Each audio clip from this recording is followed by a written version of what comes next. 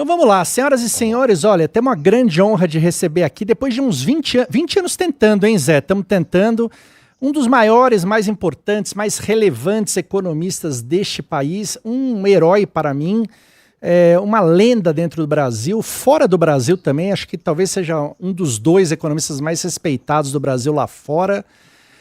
Muito bom, Armínio Fraga está entre nós, boa noite. Oi, boa noite, tudo bem? Tudo bem? Obrigado por estar aqui conosco, um prazer falar contigo.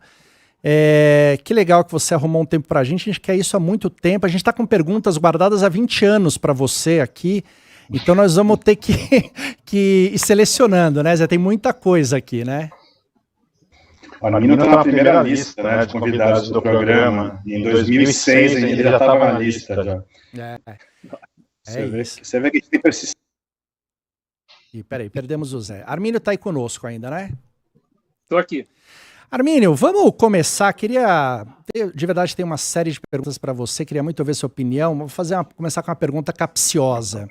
A gente vai, daqui a pouco, né, 31 de dezembro, o governo Lula 3 passa o bastão para alguém, pode até ser para o Lula 4, né? Mas ele passará o bastão. Você acha que... sobre a ótica econômica, sobre a economia do Brasil, ele entregará a economia melhor ou pior do que recebeu e por quê? Olha, provavelmente um pouco pior em função de um quadro que não é sustentável. Uhum. Assim, não é um caso que dá para dizer empurrar com a barriga. É muita dívida, o paciente está com a febre de 43 graus com essa taxa de juros. Uhum. 10% real é um sinal grave. Mostra que as políticas macroeconômicas são inconsistentes. Quer dizer, tem gente tirando água do convés e tem gente jogando água para dentro do convés. Uhum. O primeiro sendo o Banco Central, o segundo sendo a parte... o resto, né, fiscal, crédito público, tudo mais. Então tem isso. É um país que tem investido pouco, falta talvez, mais confiança. Acho que um pouco pior. Aquele período lá foi também... foi difícil, sobretudo pela pandemia, e depois, no ano da eleição, aconteceu algo parecido com o que está acontecendo esse ano. Uhum.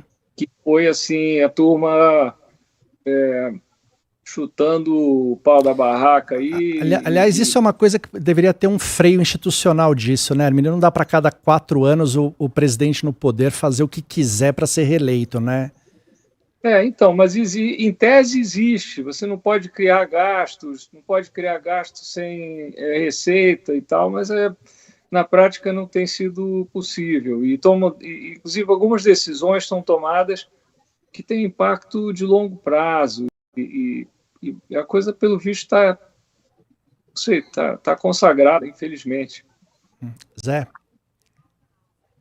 Armínio, acho que a semana no Brasil está tão louca, né, que a gente tem uma grande pauta no começo da semana e uma grande pauta no final, né. No final da semana, a grande história, essa história de ontem, né, do Trump, da transformação desses grupos criminosos brasileiros em terroristas. Queria saber, do ponto de vista econômico, o que você acha que pode ser, qual pode ser o impacto dessa medida? Você sabe que eu passei esses últimos 2 dias bem enrolado, e eu tenho um receio de comentar, porque eu já, assim, só lendo pequenas mensagens e tal, o assunto é mais complexo do que talvez pareça. Então, eu, em geral, tento responder tudo, mas eu acho que agora seria chutar. Eu prefiro dizer que, assim, parece ser algo preocupante, pelo que eu leio, afeta muitas áreas, mas eu não estou preparado para me arriscar aqui, eu simplesmente não tenho conhecimento. Vamos pegar outra história da semana também, que essa semana está muito boa, que é a história do BRB e do socorro ao BRB. Você acha que essa era a melhor solução que a gente tinha ali, dentro de tudo que foi feito em relação à relação do banco, do BRB com o Master? Não, cruz credo, não. É um absurdo não privatizarem o BRB, é um absurdo, é um escândalo. A gente parece que não aprende. Uhum. E da onde vem o dinheiro, inclusive? A mesma pergunta de sempre. Parece que sempre tem um dinheirinho assim aí que pode, né, ser aproveitado. Não tem, não tem. Isso às vezes é uma coisa contábil, às vezes é isso agora com garantias. Está errado. Sim, está totalmente errado. Armínio, você acha que em algum momento, assim, eu sempre achei que essa pauta ia entrar na discussão para valer, né? Porque a gente, de certa maneira, a gente vem fazendo melhorias estruturais na economia nos últimos, sei lá, desde 94 pelo menos, a trancos e barrancos a gente tem um certo avanço, né? Uma coisa que parece que a gente, apesar de ter tido uma melhora, a gente está muito longe do que poderia ser a história do juro, né? Existe um problema estrutural, mas o fato é que a gente, por exemplo, nessa última pernada, a gente está com juro acima de 12, 13 desde 2022, indo para 4, 5 anos e, teoricamente, se o Lula for reeleito, podemos jogar mais uns 2 nessa conta aí, pelo menos, né? Quando é que a gente vai... A gente tem chance de ter uma conversa séria, madura, sobre trazer o juro para um patamar que faça o país funcionar, 8%, 7%? Por que a gente se preocupa com tanta coisa, mas essa história do juro sempre vai sendo jogada para frente, né? Porque, de fato, atrapalha a tudo e a todos, né, no país. Com certeza. Esse é um tema de grande importância. Uma economia não pode funcionar com um juro tão alto. E quando a gente se lembra que na ponta do crédito ainda tem mais um prêmio de risco, mais tanto, é muito difícil. Uhum. E esse não é um problema novo. O Brasil é, de fato, um ponto fora da curva quando se faz uma comparação internacional, mas dá para identificar assim, alguns elementos. Eu já citei essa desconexão entre as políticas monetária e fiscal. Eu vejo, no fundo, também uma questão que tem a ver com quem é o maior devedor do país, que é o governo, que está com uma dívida aí hoje chegando a 80% do PIB, com esse juro. Então, assim, é um negócio meio galopante. Uhum. Então, acho que tudo isso afeta e muito.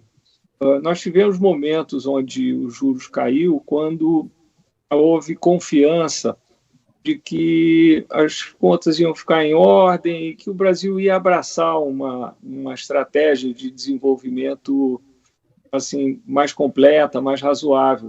Por exemplo, quando se criou o teto de gasto lá atrás... O governo Temer, né? Temer, o juro caiu muito, muito mesmo. Uhum. Então, isso tem cura. Não creio que seja uma cura rápida. Não adianta... A gente, às vezes, fala, não, quero uma URV do juro. Não existe. Uhum. Não existe.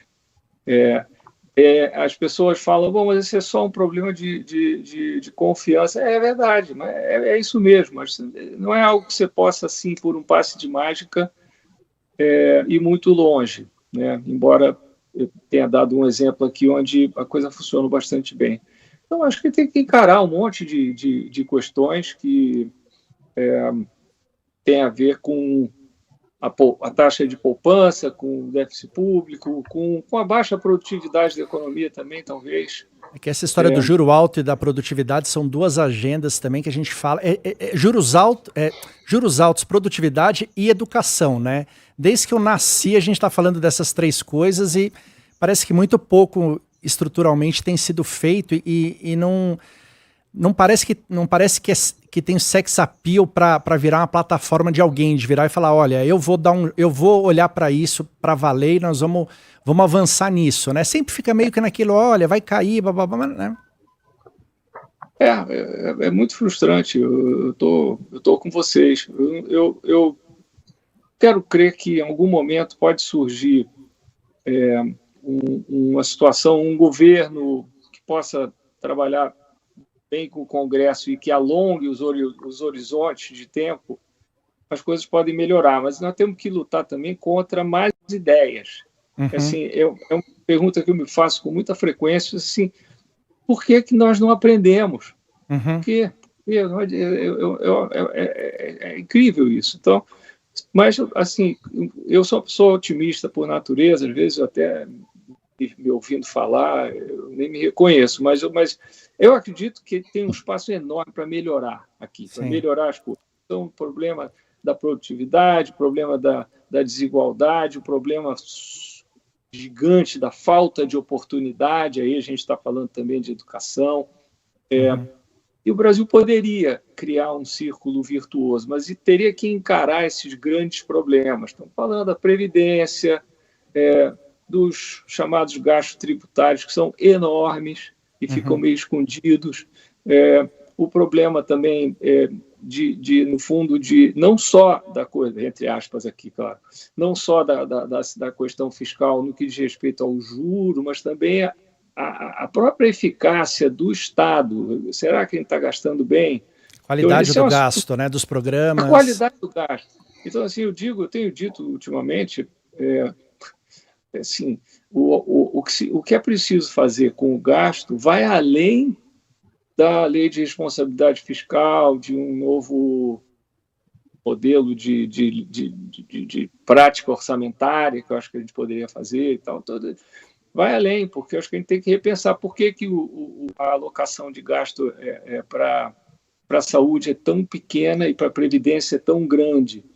Será que se for conversar com a população, dizer assim, você topa, como está todo mundo vivendo muito mais, você topa trabalhar mais 2, 3 anos, mas ter um sistema de saúde mais robusto, que o nosso sistema faz milagres até, diga-se de passagem, com os recursos que tem. Mais tecnologia, tudo isso, não estou querendo só dizer dar um dinheiro a mais, mas Então, essas questões não estão nem no radar, em pauta, não tem. A maioria das discussões agora são sempre assim, somar. É a máquina de somar. Então, vai gasta mais, toma mais créditos, faz isso, faz aquilo, salva o BRB. Isso, infelizmente, faz a economia funcionar mal, não gera crescimento. É uma grande ilusão, no fundo, uma grande ilusão. Zé? O Arminio, você já deve estar meio cansado de falar disso, mas não tem como não perguntar, que é a história do Master, né? E, assim, eu e o Teco, a gente conversa direto sobre isso, que é a escala da coisa, né? Assim, porque a gente já viu muitos escândalos no Brasil, mas conseguir se convencer que você pode ter um escândalo que vai comer, sei lá, metade do fundo do garantidor de crédito, é uma coisa que era difícil de acreditar, né? E como que a gente explica isso em termos de regulação, da própria confiabilidade do mercado financeiro? Como que um banco surge, né? Não é um banco operado por esse dono, é um banco até recente e que faz um estrago desse tamanho no nosso mercado, né? Você tem alguma explicação ou não? Assim, é claro que foi uma falha grande, infelizmente, sobretudo meu querido Banco Central, que eu acho que vai tomar providências para que isso não se repita, mas foi uma falha muito grande, infelizmente. Já se falava no mercado sobre o que estava acontecendo. Não creio que alguém imaginasse há 2, 3 anos atrás o tamanho da encrenca, mas já se sabia que era grande e a coisa não funcionou. Infelizmente, há indícios, inclusive, de corrupção. Então, foi um negócio gigantesco e, no fundo, você tem que dizer tem uma falha geral. Agora, eu acho que foi mais, vamos dizer, falha humana do que propriamente da arquitetura do sistema. Tá? Mas, de qualquer forma, nessas horas faz todo sentido, vamos repensar, tem boas discussões sobre o FGC. A FGC não pode garantir um cara emitindo um CDB que paga 140% do CDI, sem querer fazer muita conta, mas 40% acima de 15% é mais 6%. O cara está pagando CDI por ano, que é CDI mais 6%. Isso tinha que chamar a atenção, né? E aí, quando esse grande escândalo é visto na sua plenitude, é uma porcalhada horrorosa, né? Então, dinheiro rolando para tudo que é lado, dinheiro sumindo, fraudes, Enfim, é difícil realmente imaginar que isso pudesse ter acontecido. Agora, eu acho que é hora de repensar, de fato, o que for necessário, de investigar também, né? E não é só o Banco Central é pequenininho perto do resto, né? Então tem aí um processo, isso dessa tragédia. Me perguntaram, assim, eu temo que uma pizza gigante esteja sendo assada aí por aí, do tamanho do Maracanã, e isso seria muito ruim. Eu não creio que vai ser o caso, tá? Eu acho que as coisas já chegaram num ponto em que isso vai até o fim. Os que, enfim, agiram mal, certamente não devem estar se sentindo muito bem nessa altura, não. Eu espero que não, inclusive.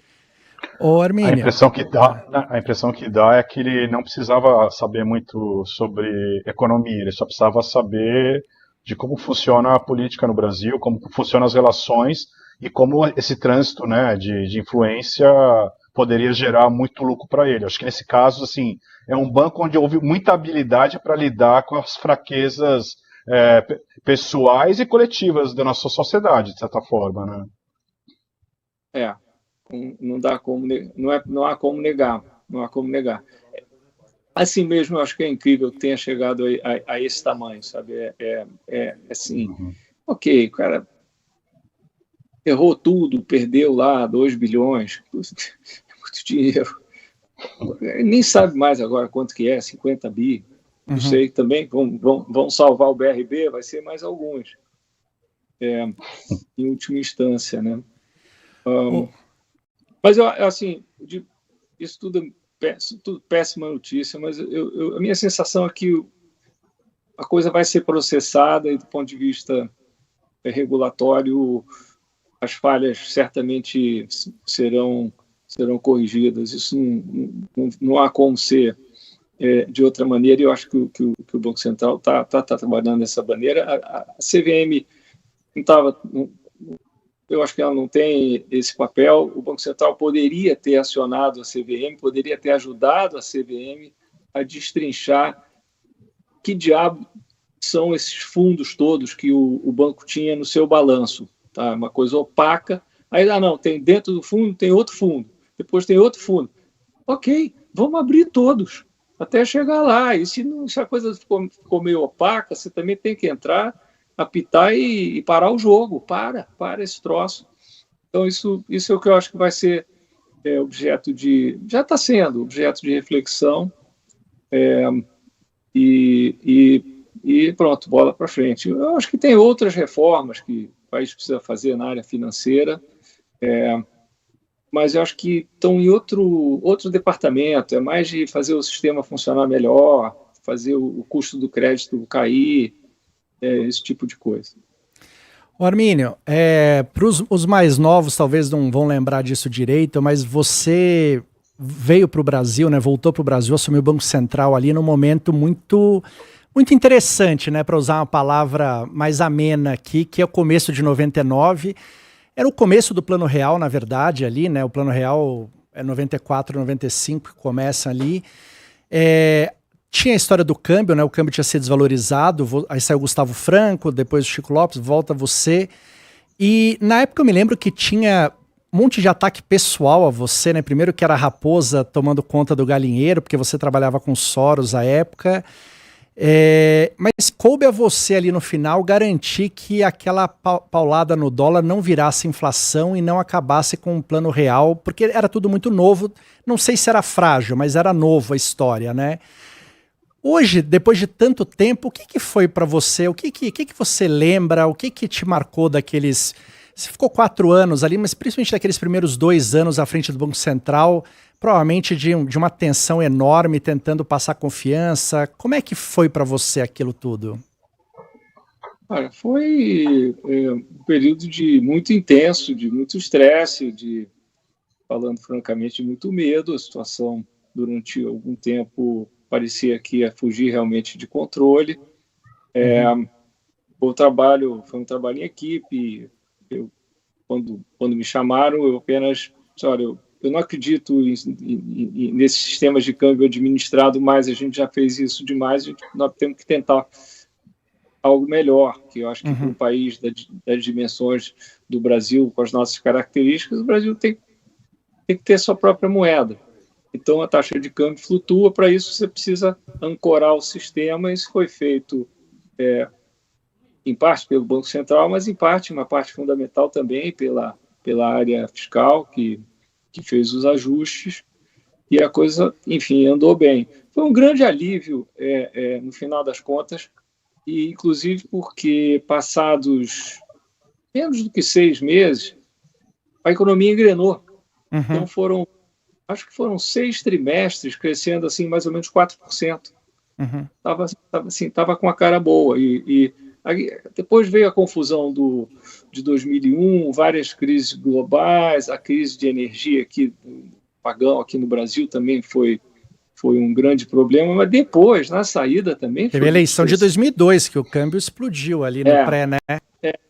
Pois é, ali foi duríssimo, aquilo foi uma crise de confiança, aquilo para quem estava dentro do governo, no meu caso no Banco Central, a gente percebeu muito cedo que a situação era muito instável e que não tinha tanto assim que nós pudéssemos fazer, pela simples razão de que 1º de janeiro de 2003, como a turma dizia, vocês vão estar de pijama em casa assistindo aqui a confusão toda.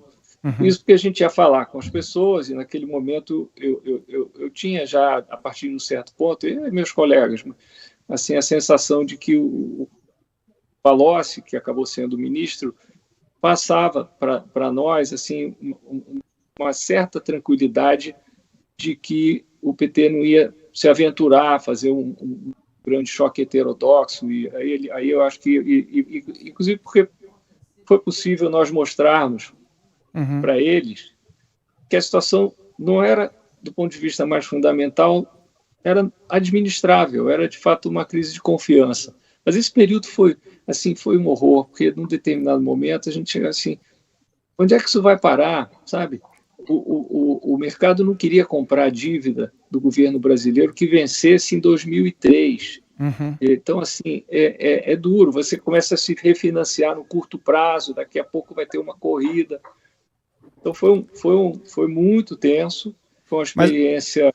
Uma experiência assim, única também, né? Também. E assim, nós concluímos, em determinado momento, que a resposta... Não havia como dar uma resposta puramente econômica. E que aquilo teria que passar, sobretudo quando ficou claro que o franco favorito era o Lula, teria que passar por uma postura dele e da sua equipe na linha de dizer, gente, calma, assim, nós não vamos jogar fora aqui o que já se construiu nesse país, nós vamos ser responsáveis e tal.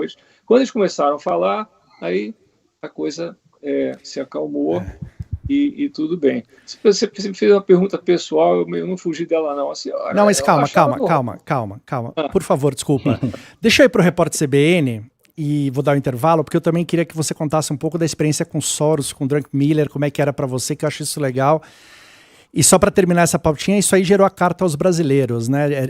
Isso aí foi que quando deu uma acalmada na bola, foi quando veio a carta aos brasileiros para acalmar todo mundo, né?